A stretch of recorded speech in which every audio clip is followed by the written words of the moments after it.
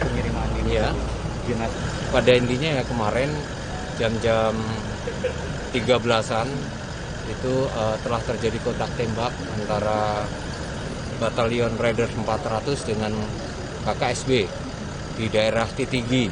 Ya.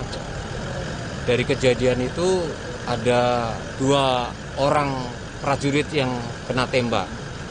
Satu prajurit Firdaus Kurniawan yang meninggal dunia, kemudian satu lagi prajurit 1 Arbi, ya, Arbi itu kena